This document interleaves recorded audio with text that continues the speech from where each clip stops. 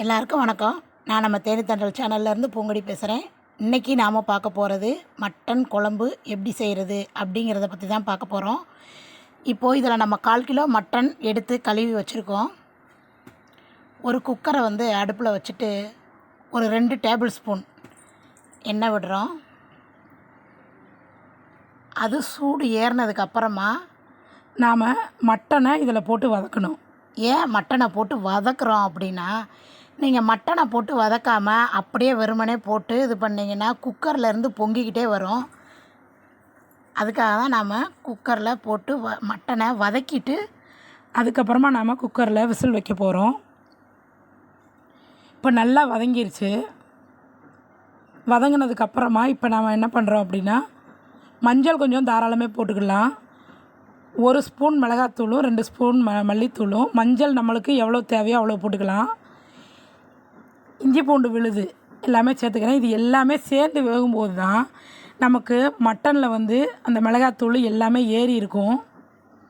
அதுக்காக தான் மட்டன் நமக்கு அந்த தேவையில்லாத ஸ்மெல்லை எடுத்துரும். அதுக்காக அந்த மஞ்சத்தூள் கொஞ்சம் எக்ஸ்ட்ரா சேர்த்துக்கிறோம். ஒரு 2 மினிட்ஸ் இது மாதிரி போட்டு வதக்கிக்கலாம். நல்லா அது ஒரு 2 மினிட்ஸ் எல்லாம் சேர்ந்து வதங்கினதுக்கு பின்னாடி கொஞ்சம் தேவையான அளவு உப்பு போட்டுக்கலாம். உப்பு போட்டுட்டு இந்த மட்டன் மூழ்கிற அளவுக்கு மட்டும் நாம் தண்ணி விட்டுக்கிறோம். மட்டன் மூழ்கிற அளவுக்கு மட்டும் தண்ணி விட்டு கலந்து விட்டுட்டு குக்கர் மூடி போட்டு மூடி விசில் வச்சு குறைஞ்சது 10 விசில் விடணும். அப்படின்னா தான் நமக்கு மட்டன் கரெக்டாக வெந்திருக்கும். 10லேருந்து 15 விசில் வரைக்கும் வைக்கலாம். அது ஒரு பக்கம் நமக்கு குக்கரில் விசில் வந்துட்டு இருக்கட்டும். அதுக்குள்ளே நமக்கு இதுக்கு என்ன தேவையான மசாலா பார்த்துடலாம். ஜீரகம் ஒரு ஃபுல் ஸ்பூன் எடுத்திருக்கேன். சோம்பு அதை விட கொஞ்சம் கம்மியாக எடுத்திருக்கேன். மிளகு எண்ணெய்னாலே 25 தான் வரும். அடுத்து தனியா 1.5 ஸ்பூன். இது எல்லாத்தையும் மொத்தமாக போட்டுக்கிறோம். 2 சிறு துண்டு பட்டை, அன்னாச்சி பூவிலேருந்து கொஞ்சம் துண்டு நான் எடுத்தது, கல்பாசி கொஞ்சம், ஒரே ஒரு கிராம்பு, சின்ன துண்டு பிரிஞ்சி இலை, காஞ்ச மிளகாய் நான் 6 நம்பர் எடுத்திருக்கேன். பெருசாக இருக்கிறதுனால நீங்கள் சின்னதாக போட்டிங்கன்னா 10 எடுத்துக்கலாம். இல்லை காரம் அதிகமாக வேணுங்கிறவங்க இதை விட டபுளாகவே எடுத்துக்கலாம், 12 எடுத்துக்கலாம். எங்கள் வீட்டில் பசங்க இருக்கிறதுனால நான் கம்மியாக எடுத்துக்கிறேன். அதில் வேறு மிளகாத்தூள் போட்டிருக்கோம், பார்த்துக்கோங்க. இதை நல்லா பொன்முருவில் வதக்கிடும், பொன்னிறமாக வதக்கிட்டு இப்போது நாம் அதை ட்ரான்ஸ்ஃபர் பண்ணிவிட்டு வானலியில் நான் 1 டேபிள் ஸ்பூன் எண்ணெய் தான் விட்டுருக்கேன். சின்ன வெங்காயத்தை நாம் 50 கிராம் தான் போதும், ஏன்னா 1/4 கிலோ தானே.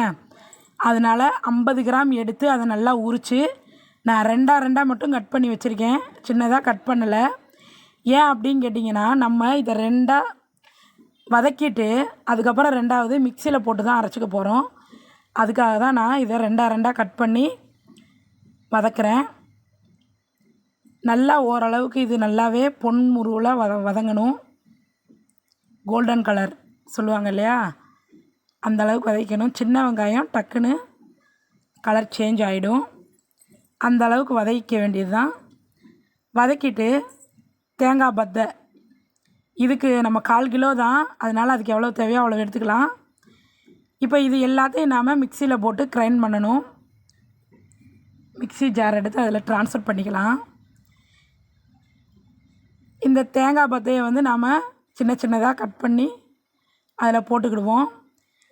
அதை கோர்ஸாக அரைச்சதுக்கு பின்னாடி தான் நம்ம வெங்காயத்தை சேர்க்கணும். அப்படின்னா தான் அது நல்லா ஃபைனாக இதுவாகும். நல்லா நம்ம அரைச்சிட்டு வந்தாச்சு. இப்போ குக்கர் நமக்கு விசில் ரிலீஸ் ஆகிடுச்சு. பார்த்திங்கன்னா தண்ணியாக தான் இருக்கும், நல்லா வெந்துருச்சு மட்டனு. இப்போ இதில் நம்ம அரைச்ச விழுதை சேர்த்து 10 நிமிஷம் நல்லா கொதிக்க வைக்கணும். அப்படின்னா தான் நமக்கு அந்த மசாலா அந்த இதில் போய் ஏறும்.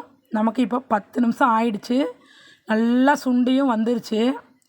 இதுக்கு ஒரு தாளிப்பு கொடுக்க போகிறோம். நாம் தாளிப்புக்கு நான் நல்லெண்ணெய் யூஸ் பண்ணுறேன். குறைஞ்சது 30 ml நான் ஊற்றிருக்கேன். 50 ml வரைக்கும் கூட யூஸ் பண்ணலாம் நல்லெண்ணெய். தேவையான அளவு கடுகு போட்டுக்கிறோம். நல்லெண்ணெய் போட்டிருக்கிறதுனால அந்த கடுகு பொரியிறத நாம் சத்தத்தை வச்சு தான் கண்டுபிடிக்க முடியும்.